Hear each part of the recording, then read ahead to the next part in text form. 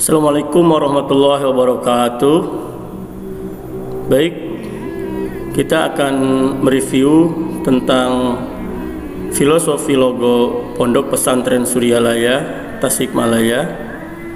Pada video sebelumnya kita membahas mengenai rahasia logonya secara keseluruhan. Pada kesempatan ini kita akan membahas mengenai makna atau filosofi yang terkandung dalam logo Pondok Pesantren Suryalaya. Ini logonya secara keseluruhan seperti ini bentuknya dan isinya. Oke, kita lanjut kepada slide yang pertama. Adalah dilihat dari bentuk dan isi maknanya, ya. Poinnya adalah dasar bingkai segi lima ini ada maknanya. Yang pertama adalah satu asas tunggal Pancasila. Kemudian yang kedua rukun Islam, yaitu syahadat, sholat, zakat, puasa, dan menunaikan ibadah haji. Oke. Kemudian yang kedua, kupu-kupu lengkap. Ini posisi kupu-kupunya mempunyai 4 sayap, 1, 2, 3, 4, dan menggambarkan tentang isi secara garis besar tentang tanbih, di mana tanbih itu ditulis dalam bentuk bahasa Sunda karena mursyid Thariqah Qadiriyah Naqsabandiyah Pondok Pesantren Suryalaya Abah Anom, nama lengkapnya Syekh Kyai Haji Ahmad Sohibul Wafa Tajul Arifin radhiyallahu an. Beliau adalah asli keturunan orang Sunda, makanya tanbihnya bahasa Sunda. Kahiji kasaluhureun ulah nanduk, boh saluhureun harkatna atawa darajatna, boh dina kabogana estu kudu akur jeung batur-batur. Kadua kasasama tegesna kapapantaran urang dina sagala-galana ulah rek pasea, sabalikna kudu rendah babarengan dina enggoning ngalakukeun parentah agama jeung nagara, ulah jadi pacogregan pacengkadan bisi kaasup kana pangandika azabun alim anu hartina jadi pilara salawasna ti dunya nepi ka akhirat badan payah ati susah. Katilu kasahandapeun ulah hayang ngahina atawa nyieun delekat sulika henteu daek ngajenan, sabalikna kudu heman kalawan kariduan malar senang rasana gumbira atina, ulah sina ngarasa reuas jeung giras rasa kapapas mamaras anggur ditungtun dituyun ku nasehat anu lemah lembut nu matak nimbulkeun nurut bisa napak dina jalan kahadean. Kaopat kanu pakir jeung nu miskin kudu welas asih someah tur budi bersih sarta daek mere mawe menyatakeun hate urang sareh geura rasakeun awak urang sorangan kacida ngerikna ati ari dina kakurangan anu matak ulah rek kajongjonan ngeunah dewek henteu lian da pakir miskin teh lain kahayangna sorangan estu kadaring pangeran. Nah, itu poin tanbih secara garis besar, ada 4 poin. Mudah-mudahan kita bisa mengaplikasikannya dalam kehidupan kita sehari-hari. Selanjutnya, poin yang ketiga adalah di dalam logo Suryalaya, dalam kupu-kupu Suryalaya ini ya terdapat 2 mata. Ini 2 mata yaitu filosofisnya adalah untuk mengintrospeksi diri terhadap hubungan hablum minallah dan hablum minannas. Artinya kita sebagai manusia berkewajiban bagaimana kita hablum minallah, yaitu menjalankan perintah Allah dan menjauhi larangannya. Kemudian bagaimana kita sebagai manusia hablum minannas kepada orang tua, kepada anak kita, kepada tetangga, kepada saudara-saudara kita. Nah itu, jadi kita harus mengintrospeksi diri kita sendiri, melihat dalam diri kita sendiri. Kemudian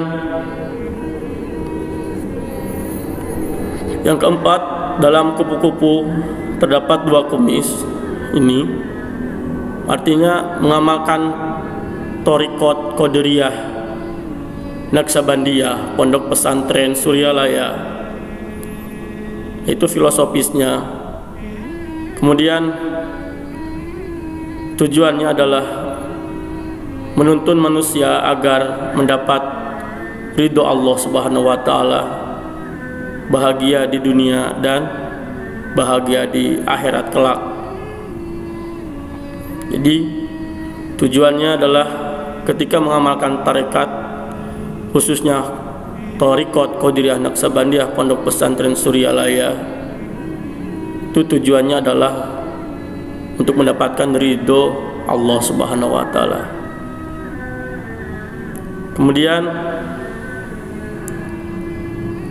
poin yang kelima, dalam kupu-kupu terdapat 9 garis sayap ini, yaitu bulan berdirinya Pondok Pesantren Suryalaya, yaitu pada bulan September, mengingatkan kita kepada jasa-jasa Wali Songo, ya, Wali Songo artinya Songo Wali 9 ya, yang ada di Indonesia, yang telah menyebarluaskan agama Islam di Republik Indonesia, yang merupakan tonggak syiar Islam. Kemudian dalam kupu-kupu terdapat 4 kaki, yang artinya di dalam hukum Islam terdapat 4 mazhab, yaitu mazhab Syafi'i, Hambali, Hanafi, dan Maliki. Menurut para ulama dan ahli agama Islam, yang dinamakan mazhab adalah metode atau manhaj yang dibentuk setelah melalui pemikiran dan penelitian.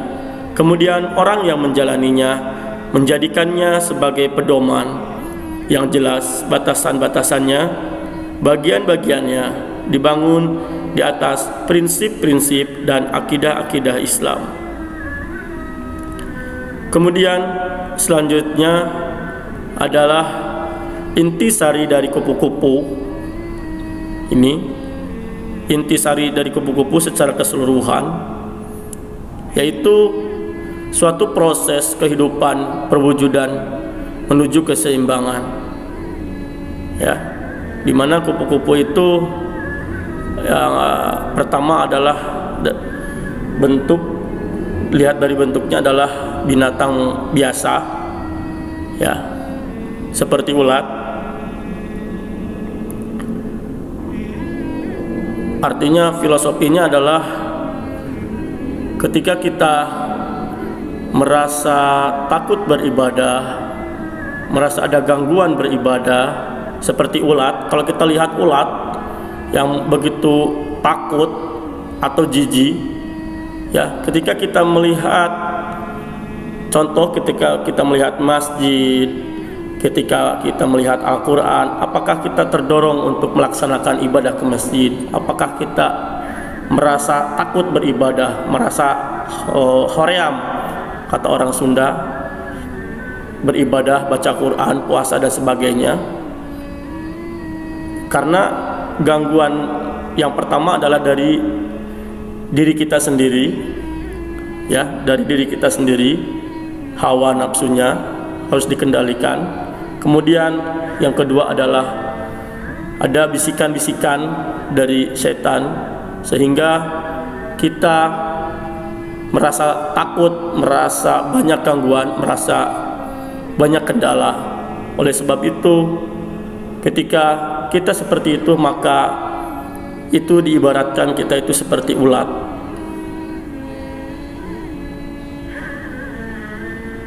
Kemudian dari ulat itu berubah menjadi kepompong. Nah, ketika kita melaksanakan ibadah susah, beribadah ketika di masjid tidak kuat menahan diri kita, ingin keluar secara cepat, ibadah sholatnya ingin cepat, zikirnya ingin cepat, maka kita berusaha untuk menjadi kepompong dulu. Ya, sama halnya dengan riyadhah. Jadi kita kepompong itu kan kayak bentuknya kayak semacam serabut-serabut sutra ya, dibungkus.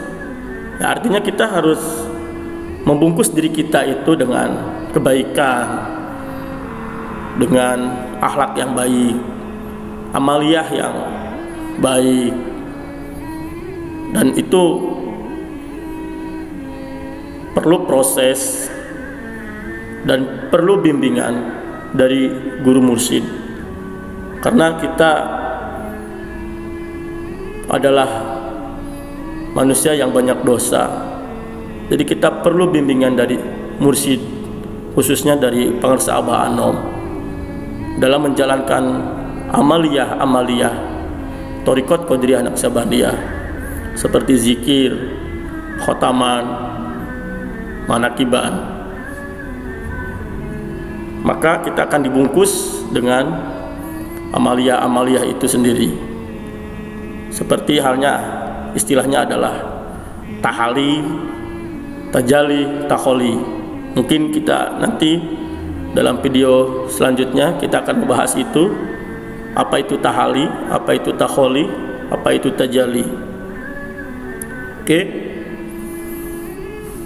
Kemudian setelah jadi kepompong dengan bergantung kepada satu benang saja, kepompong itu satu benang nempel pada kayu ya, dan dia terombang-ambing dengan cuaca yang ekstrim, ada hujan, ada panas, ada dingin, tapi kepompong itu kuat, istiqomah dengan bergantung kepada seutas tali ya. Itu artinya kita harus yakin kepada Allah bahwa guru mursyid Abah Anom akan menyelamatkan kita dalam beribadah kita kepada Allah. Kemudian setelah jadi kepompong, kupu-kupu akan terbang menikmati rasa manisnya madu. Akan terbang, kupu-kupu hinggapnya selalu di posisi di bunga-bunga, mencari madu, mencari madu, mencari madu. Artinya kita selaku ikhwan Thariqah Qadiriyah Naqsabandiyah, kita dalam kehidupan harus yang mencari tempat-tempat yang baik-baik, yang manis-manis seperti pengajian, manakiban. Kita berdagang dengan jujur, kita berusaha dengan jujur. Itu. Jadi maksud yang manis itu ya itu. Ya. Yang artinya merupakan lambang kebulatan hidup yang terdiri dari jasmani, akal, pikiran, dan perasaan yang telah hasil binaan dari 3 ajaran Islam, yakni Islam itu ilmunya adalah fikih, iman ilmunya adalah tauhid, kemudian ihsan ilmunya tasawuf, sehingga menggapai takholi dan tajalli. Nah, jadi tahali, takholi, dan tajalli. Ini kita nanti akan jelaskan pada video selanjutnya. Oke. Selanjutnya, poin yang ke-8 adalah padi dan kapas. Ini padinya, kapas. Di dalam padi terdapat 17 butir, mengartikan tanggal 17 hari kemerdekaan Republik Indonesia. Kemudian yang kedua adalah kapas. Dalam kelompok, ya, kapasnya dalam kelompok mengartikan bulan 8, yaitu bulan Agustus, tanggalnya 17 Agustus, sebagai tahun kemerdekaan Republik Indonesia. Nah, padi dan kapas tersebut melambangkan kemakmuran dan kesuburan lahir batin dunia akhirat. Kemakmuran dan kesuburan ini adalah kita mencari rizki, kita mencari nafkah, tidak hanya di dunia saja. Tidak memprioritaskan kita mencari rizki terus, sementara ibadah kita lupa. Nah, itu maksudnya. Jadi lahir batin dunia akhirat. Jadi rizki buat kita beribadah juga, ya, karena dengan rizki itu kita membeli pakaian, membeli Al-Quran, sejadah, sarung, dan sebagainya. Itu untuk bekal kita ibadah kepada Allah. Jadi harus balance antara mencari rezeki dengan ibadah kepada Allah. Jangan ada batasan, itu harus balance, harus seimbang. Oke, selanjutnya adalah poin ke-9, yaitu 17 sudut sinar Islam ini. Artinya yang pertama adalah 17 rakaat dari sholat fardu sehari semalam sebagai tiang agama atau tonggak agama Islam yang memancarkan sinar keagungan dan kejayaan abadi dunia akhirat. 17 rakaat 5 waktu. Kita harus melaksanakan itu tepat waktu supaya selamat dunia akhirat. Kemudian yang kedua adalah 17 Agustus itu sebagai tanggal kemerdekaan Republik Indonesia. Oke. Selanjutnya yang ke-10 adalah dalam logo Pondok Pesantren Suryalaya ini terdapat lafaz Allah, yaitu sebagai tujuan utama kita beribadah sebagai manusia, yaitu tujuannya kepada Allah. Kita beribadah, kita sholat, kita puasa, kita zakat, bukan karena manusia, bukan karena ingin dipuji, bukan. Jadi kita beribadah semata-mata karena Allah. Oke. Selanjutnya yang poin ke-11, dalam logo Suryalaya itu terdapat kubah masjid, ya, artinya masjid itu kan sebagai simbol bagi umat Islam untuk memakmurkan masjid. Jadi lebih bagusnya lagi kita beribadah dilaksanakan di masjid, sholat berjamaah di masjid, zikir di masjid, khotaman di masjid, manakiban di masjid. Adapun manakiban di rumah itu boleh-boleh saja dan boleh dilakukan di rumah, meskipun hanya sebatas keluarga saja. Boleh kita mengundang kepada tetangga, boleh, ya, itu. Kemudian selanjutnya adalah terdapat satu kitab Al-Quran, yaitu kitab suci agama Islam, dan sebagai sumber pokok hukum, ya, sebagai sumber pokok hukum yang pertama dalam agama Islam. Kemudian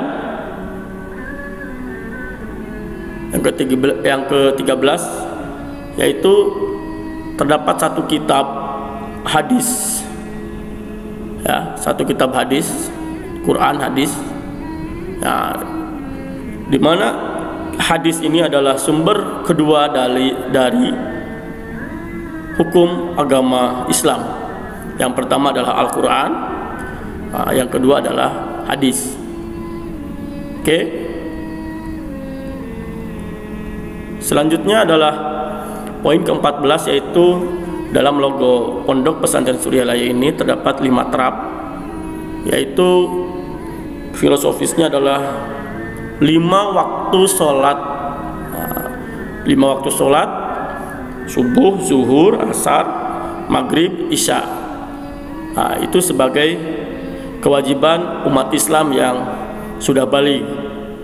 Adapun yang belum balik, kita harus ajarkan kepada anak-anak, kita harus biasakan, dilatih agar nanti ketika balik, anak-anak itu sudah bisa menjalankan secara baik dan benar. Bagaimana bacaan sholatnya, bagaimana niatnya, kita harus ajarkan sejak dini mungkin. Oke. Kemudian yang ke-15, terdapat tahun 1905 dan tanggal 7 Rajab 1312 Hijriah. Ini merupakan tahun berdirinya Pondok Pesantren Suryalaya. Ya, pendirinya adalah Abah Sepuh, panggilannya Abah Sepuh, nama lengkapnya Syekh Kiai Haji Abdullah Mubarak bin Nur Muhammad. Panggilannya adalah Abah Sepuh. Kemudian selanjutnya adalah dalam logo Pondok Pesantren Suryalaya ada arti warna. Yang pertama adalah merah, warna merah. Warna merah melambangkan berani karena benar. Kalau salah, kita harus minta maaf. Ya, jangan karena salah kita berani, nggak boleh. Ya, kalau benar, oke, kita berani menyampaikan. Yang kedua, ada warna putih, lambang kesucian, kejujuran, keikhlasan yang menjadi sifat dasar tujuan Pondok Pesantren Suryalaya. Kemudian ada warna kuning, nih, ya, kuning emas melambangkan keagungan yang kekal abadi.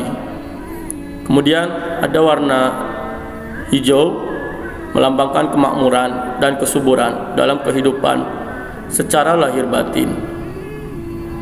Oke, itu. Kemudian dalam slide ini saya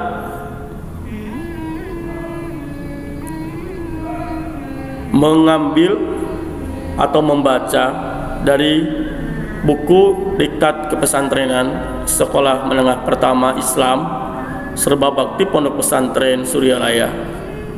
Dalam buku itu cantumkan tahun 2015. Kemudian ada sahabat saya Pak Irfan Abadi, itu judulnya buku Diktat Materi Kesuryalayaan pada tahun 2018. Ya, ucapkan terima kasih kepada Pak Irfan. Mudah-mudahan ilmunya bermanfaat. Oke. Kemudian saya ucapkan terima kasih atas perhatiannya. Mohon maaf atas kesalahannya. Billahi taufiq wal hidayah. Wassalamualaikum warahmatullahi wabarakatuh.